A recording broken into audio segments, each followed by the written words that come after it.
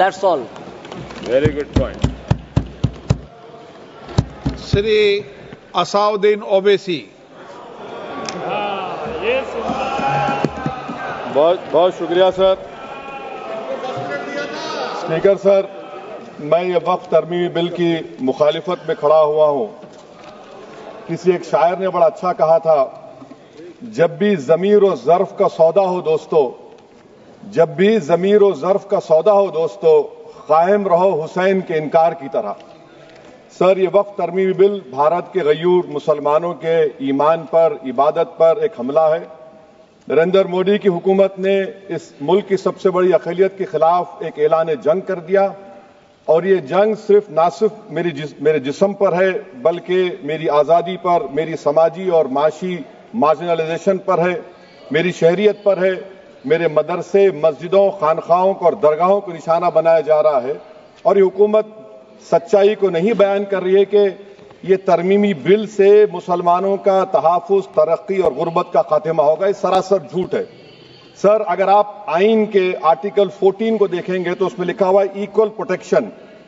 अब आप देख लीजिए सर कि हिंदू, सिख और जैन को और बौद्ध को उनके एंडोमेंट में तहफ़्फ़ुज़ मिलेगा, क्योंकि उनका एंडोमेंट बाय यूजर बरकरार है और उनका एडमिनिस्ट्रेशन उनके हाथ में होगा कि गैर हिंदू या गैर उनके मजहब का आदमी दान भी दे सकता है उनके लिए, और एंडोमेंट बोर्ड का तहफ़्फ़ुज़ भी मिलेगा, क्योंकि उसके ऊपर ओवरराइडिंग क्लॉज अप्लाई नहीं होगा, लिमिटेशन का कानून उस पर अप्लाई नहीं होगा। उसके बरक्स ऑपोजिट आप देख लीजिए, मुस्लिम वक्फ को वक्फ बाय यूजर निकाल दिया गया।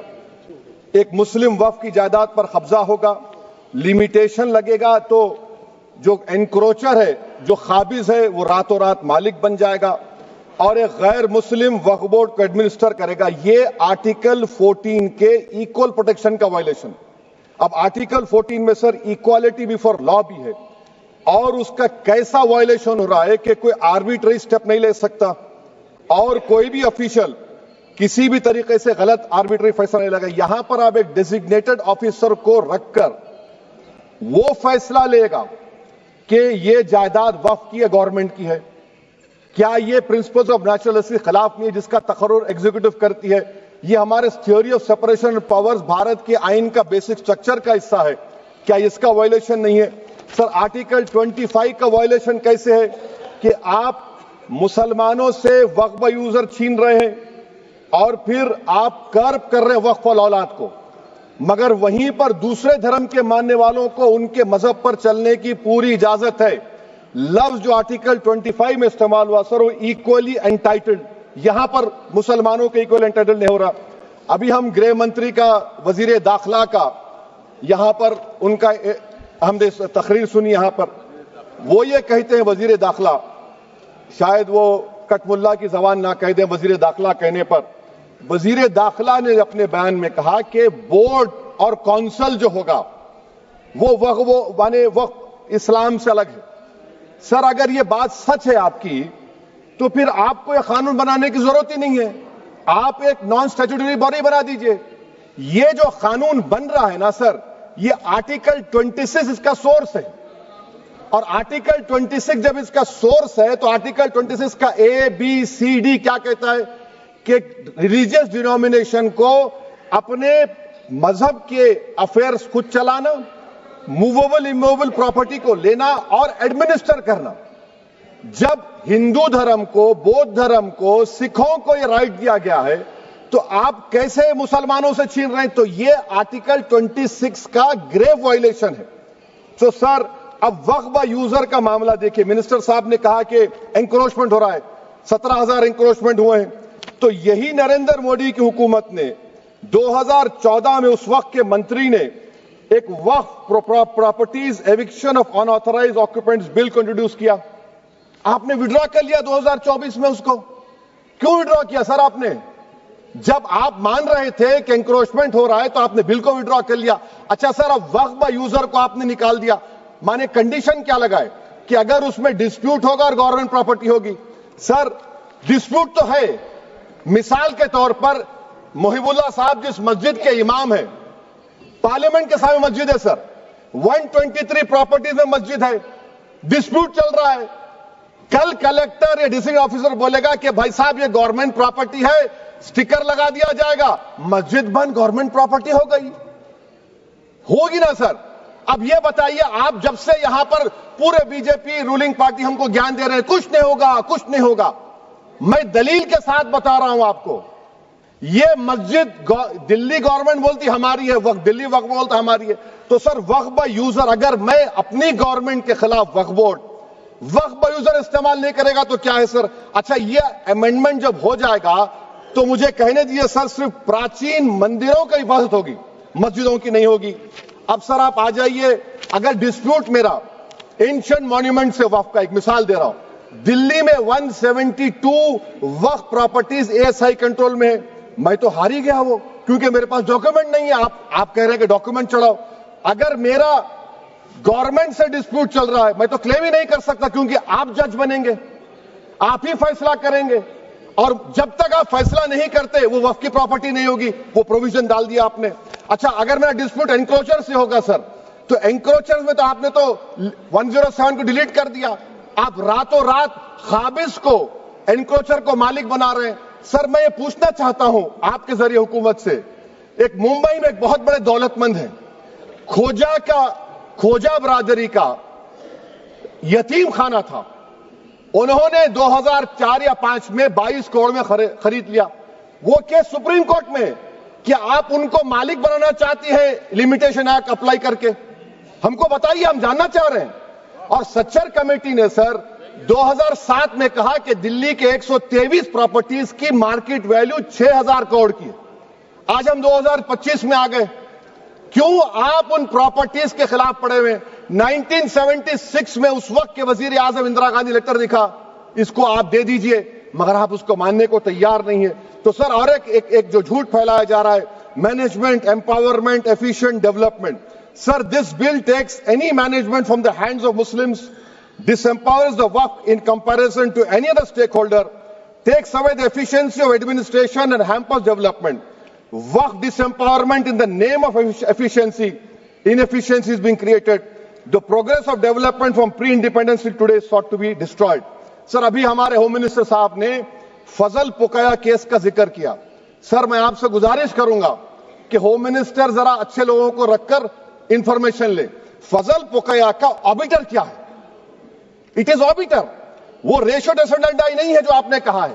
अच्छा सर, शेड्यूल ट्राइब के बारे में कहा, क्या शेड्यूल ट्राइब में मुसलमान नहीं होते? शेड्यूल कास्ट में नहीं होता मुसलमान, शेड्यूल ट्राइब में मुसलमान होता। तो क्या आर्टिकल 25 मेरा चला गया, आर्टिकल 26 चला गया, आर्टिकल 14 चला गया, 15 चला गया, 29 चला गया? लक्षद्वीप का एक मुसलमान एमपी है, क्या उसको राइट नहीं है क्योंकि ट्राइबल है? क्या कह रहे हैं आप? इस ऐवान को क्यों गुमराह कर रहे हैं आप शेड्यूल ट्राइब के नाम पर?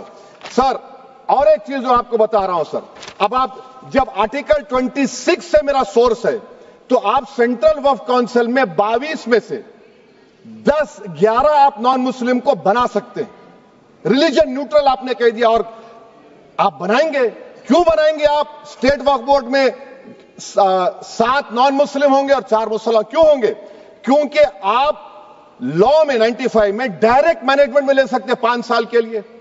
आप वक्फ बाय यूजर को आप कलेक्टर डिस्ट्रिक्ट ऑफिसर बोलेगा ये वक्फ की प्रॉपर्टी नहीं है, तो वो वक्फ बोर्ड खामोश बैठ जाएगा, कुछ एक्शन ही नहीं लेगा, क्योंकि वो आपके प्यादे हैं। अच्छा, जब आप नॉमिनेट करेंगे सर मैं मोदी गवर्नमेंट के खिलाफ नो कॉन्फिडेंस ला सकता हूं, मगर वक्फ बोर्ड का चेयरमैन जो नॉमिनेट होगा उसके खिलाफ नो कॉन्फिडेंस नहीं ला सकते, हम बिल्कुल नहीं ला सकते। क्या मजाक है बताइए आप? ये डेमोक्रेसी है। नॉमिनेट भी स्टेट गवर्नमेंट करेगी, वो अगर डिक्टेटर बन जाएगा जैसा आज भारत में हो रहा है, तो वो भी नहीं हटेगा। कम से कम यहां पर तो इलेक्शन है, वहां पर तो आप 5 साल झेलते रहो उसको। अच्छा सर, अब ये जो क्लॉज 11 और क्लॉज 9 आप 16AA से देखिए, where the qualification of the members of the board has been limited only to 3 categories contained in 14(1)(c). Intention is very clear that the majority is to be packed with non-Muslims. So who will defend my interests, sir? If I cannot depend on the state waqf board, central waqf council, which are going to comprise non-Muslims, this in itself is a clear violation of Article 26, 14 and 15, sir. अच्छा sir, CO पहले 95 act में था कि word मुस्लिम, आपने गायब कर दिया उसको। अरे आखिर क्यों इतनी नफरत है आपके लफ्ज मुसलमान से? अच्छा फिर क्या कह रहे हैं आप कि ये भी आर्टिकल 26 का वायलेशन है। सब जितने हिंदू धर्म के प्रॉपर्टीज है, सिख धर्म के, बौद्ध के हैं और आपके जैन के, वहां पर उन्हीं के मजहब का ऑफिसर होगा। और कहां पर नहीं होगा? वक्फ बोर्ड में। Waqf board is a pure religious institution, इसको समझने की जरूरत है। तो आप ये कर दे रहे हैं सर। अच्छा सर आप देखिए, अब आप आ जाइए ये ट्राइब्यूनल पर। मुझे समझ में नहीं आया सर कि हमारे होम मिनिस्टर वजीर दाखिला ने क्या कह दिया कि 2013 का जो कानून है वो नहीं बनता तो हम नहीं लेके आते।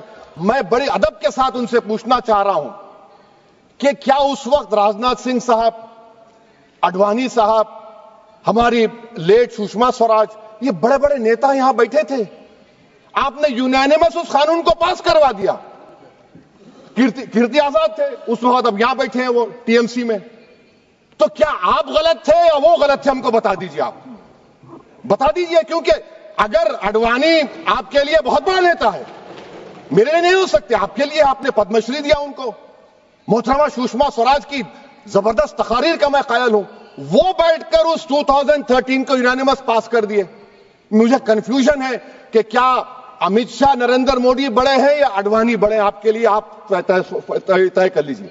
अच्छा सर, आपके tribunal sir, railway Clements tribunal, NGT tribunal, income tax, वैसे 14-15 ट्राइब्यूनल, हिंदू एंडोवर का ट्राइब्यूनल, सबका अपील नहीं होती, रिव्यू होता है। गृह मंत्री सरकार कह रही है कि नहीं रोक दिए, रोक लगा। कैसे रोक लगाते हैं? रिव्यू और अपील में तो फर्क होता है ना सर। आप ही कह रहे हैं कि पूरे कोर्ट्स में बैकलॉग है और आप अपील कर रहे हैं। अच्छा सर, रिटायर्ड डिस्ट्रिक्ट जज 95 में सिटिंग डिस्ट्रिक्ट जज था, जो एडमिनिस्ट्रेटिव कंट्रोल था सीजीआई साहब, उसको निकाल दिए। अच्छा सर, अब आप अभी हमारे मंत्री साहब ने कहा trust, sir Shri Sai Baba trust 2004, वो ये कहता है जो ऑफिसर उसमें काम करता है उसको साई बाबा का डिवोटी होने चाहिए और उसको डिक्लेरेशन लिख के देना पड़ेगा। यहां पर हो रहा तो यहां पर क्यों नहीं हो रहा? अच्छा सर, आप फिर देख लीजिए, ये आपका हो गया सर। हां, अब अमित शाह साहब ने सेक्शन 2A के बारे में कहा और उन्होंने इस बात का इकरार कर लिया कि दाऊदी बोहरा के लिए यह बनाया गया है।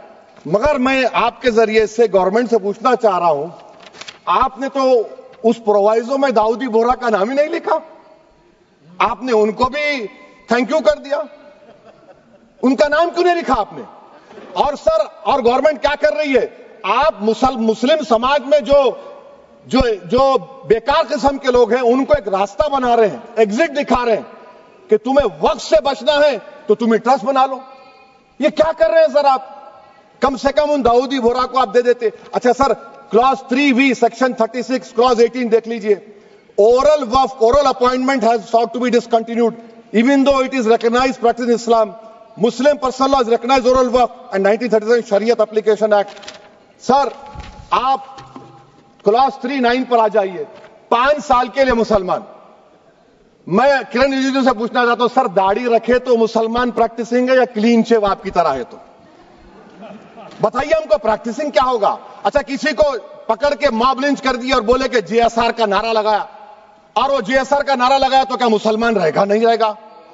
या फिर देश के प्रधानमंत्री ने कहा था कपड़े देखकर पहचानो, तो क्या कपड़े देखकर आप कह देंगे?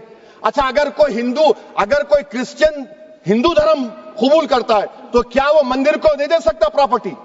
फिर भारत के संविधान में आर्टिकल 300 क्यों है सर? राइट टू इक्वालिटी क्यों है? फ्रीडम ऑफ रिलीजन क्यों है? 5 साल कहां से लाएंगे? अच्छा सर, और एक चीज मैं आपको बोल के खत्म कर दूंगा सर।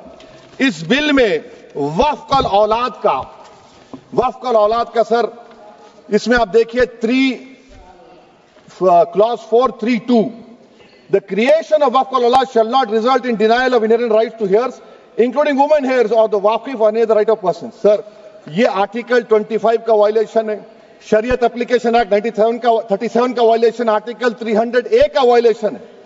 अच्छा, हिंदू धर्म में सेल्फ एक्वायर्ड प्रॉपर्टी को एक हिंदू, अब उसके फर्ज के 2 बच्चे हैं, वो एक को अपनी पूरी दौलत दे सकता है, कोई रोक टोक नहीं है। वो कहेगा नहीं मैं घर के बच्चों को नहीं दूंगा, मोहल्ले के गरीब को दे दूंगा, वो भी कोई रोक टोक नहीं है। वहां पर आपको बच्चों की फिक्र नहीं है। जब मैं अपनी प्रॉपर्टी को अल्लाह को नालिक बनाकर दे रहा हूं, आप कह रहे बच्चियों की फिक्र नहीं है, इतनी मोहब्बत आप बिल्किस बानो से दिखा देते तो आपके लिए दुआएं देती आपके लिए। तो सर आप दूसरी बात आप देख लीजिए सर, आखिरी बात कहकर मैं अपनी बात को मुकम्मल कर रहा हूं सर। नहीं खैर मैं मुकम्मल कर रहा हूं, स्पीकर साहब बहुत टाइम दे दिए। सर आप देखिए इसमें अमित शाह साहब बोले कि इतनी प्रॉपर्टीज का कब्जा हुआ, चोरी हुई, ये हुआ। सर क्लास 2652A सेक्शन, अगर कोई प्रॉपर्टी बेचता है 2 साल की सजा थी, आपने क्या कर दिया, उसको 6 महीने कर दिया। नॉन बेलेबल था, आपने बेलेबल कर दिया। सेक्शन 40 की बात करते हैं, सेक्शन 40 में सर हमको जो ज्वाइंट वर्किंग कमेटी का जो नोट्स दिए, उसमें मिनिस्ट्री ऑफ माइनॉरिटी अफेयर्स ने कहा कि 30 साल में 515 केसेस सेक्शन 40 के और सिर्फ 8 लोग कोर्ट को गए। वक्फ यूजर का कानून तेलंगाना आंध्रा में है, सेक्शन 40 का कानून तमिलनाडु 63 है, आंध्र प्रदेश में 43 है। और सर आप डायरेक्शन दे रहे हैं, अच्छा क्लॉज 4218B देखिए सर, आप रूल बना रहे हैं, कोऑपरेटिव फेडरलिज्म के खिलाफ है, इतना रूल बना रहे हैं। और आखिर में सर मैं आपको बताना चाह रहा हूं स्पीकर साहब, ये बिल का मकसद सिर्फ मुसलमानों को जलील और रुस्वा करना है, मुसलमानों को दूसरे दर्जे का शहरी बनाने का इनका मकसद है। सर अगर आप हिस्ट्री को पढ़ेंगे तो महात्मा गांधी उस वक्त के व्हाइट अफ्रीका में सफेद फार्म अफ्रीका के कानून को महात्मा गांधी ने कहा था कि ये मेरा कॉन्शियंस इसको मानता नहीं है, मैं इस कानून को कबूल नहीं करता हूं। तो महात्मा गांधी ने क्या किया, उन्होंने उस कानून को फाड़ दिया। तो मैं गांधी की तरह इस कानून को फाड़ता हूं, ये अनकॉन्स्टिट्यूशनल है सर। इस देश में झगड़े पैदा करने का काम बीजेपी करना चाहती है मस्जिद और मंदिर के नाम पर, इसीलिए मैं इसका कंडेम करता हूं। और मैं आपसे गुजारिश करता हूं कि मैंने अपने 10 अमेंडमेंट दी है, आप इसको कबूल करिए सर, मुझे बोलने का मौका दीजिए और उस पर डिवीजन का मैं डिमांड भी करूंगा। Thank you sir.